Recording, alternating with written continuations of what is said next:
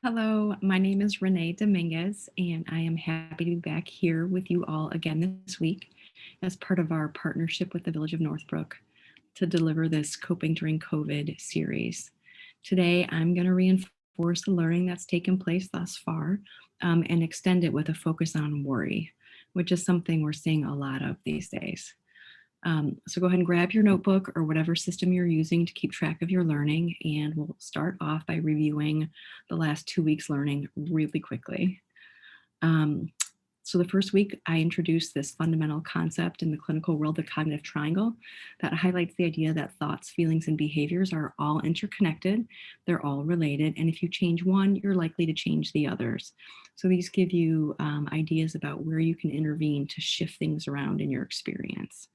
Last week, we focused on the intervening point of cognitive, the thoughts, and we considered unhelpful thinking and common errors that we make as people in our thinking. We talked about fortune telling, catastrophizing, all or nothing thinking, mental filtering, and we talked about the importance of catching ourselves engaging in these unhelpful thoughts, checking to see if they're true and helpful.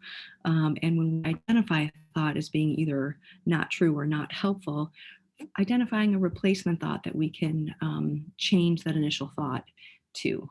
Right. And so, what we're going to do today is we are going to focus on worry, which is really partly in line with catastrophic thinking. Worry to sort of the nth degree is catastrophic thinking. So we're gonna talk a little bit about that. I'm going to start off by talking about differences in kinds of worry. And so present worries, we're going to think about it as present worries and hypothetical worries.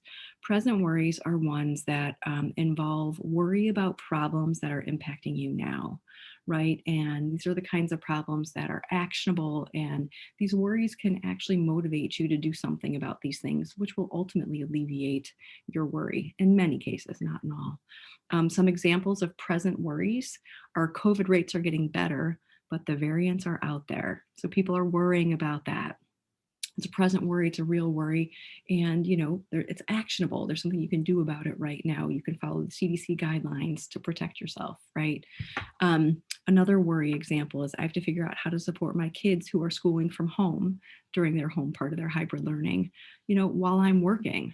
That's a legitimate thing people have got to figure out. It's a present worry that's actionable that they have to address now, right?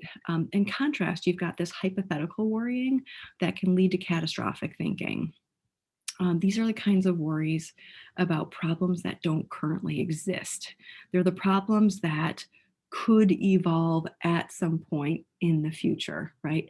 They might happen. They're the what if this, and they leave you with limited action that you can take now to address that endpoint, that far end of the worry rabbit hole, like all the way down there. Not what you can do about all the way down there. Might be able to do a little something about the stuff in front, but that all the way down there, hard to actually do anything about.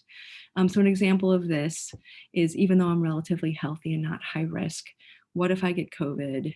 What if I get really sick? What if I can't work? And what if I end up on a ventilator? It's all of these what ifs that take us down this really deep worry rabbit hole, really unhelpful thinking, and can get us really dysregulated, right? And so we want to think about how worry, when hypothetical worry becomes problematic, when it becomes catastrophic, right? And it becomes a problem when it's all consuming, when you find yourself perseverating on the thinking and having a hard time doing anything but that. When this kind of thinking maintains anxiety, a physiological level of arousal that's really uncomfortable, really unpleasant, and when it's immobilizing, when it feels so overwhelming that we feel stuck, like we can't do anything. And really, on a broader stroke, is when it interferes with living, like when it gets in the way of us doing the things that we want to do to function, right?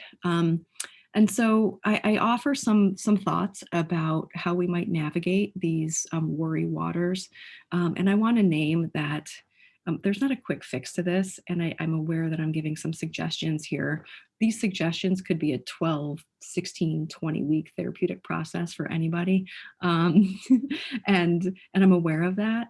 For some people, though, this information in and of itself gets them starting to think about things differently and can help them shift enough so that it's enough.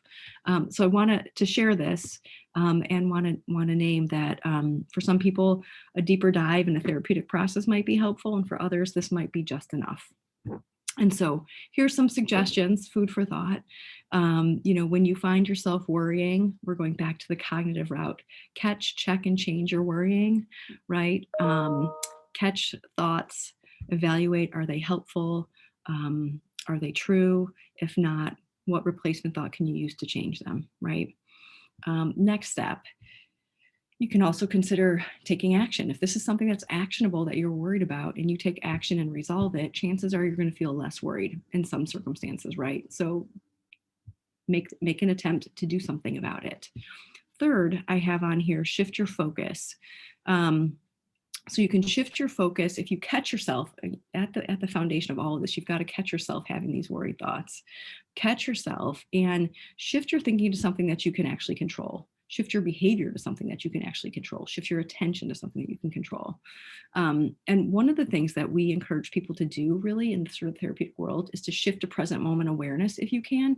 So instead of, we've been focusing a lot on these cognitions, but where else can we direct our attention to shift away from the worry and towards a different experience, and not even necessarily a thought experience, but like the five senses. Can you shift your thinking and focus on a beautiful picture and notice the different colors and how they come together, or the sky or the sunset? Can you listen to music and pay attention to the different melodies and the blending of the voices as they're singing, and really hyper focus in on the different sensations you can have through sight, sound, touch, smell, and taste, to shift your focus away from worry. And in that time can calm yourself. Another thing that we encourage people to do is take deep breaths, right? And focus on your breathing. Listen to the sound of your breathing. Deep breathing in deeply. And then exhaling and focusing your attention on that. Again, it's away from the worry and towards sort of an internal process.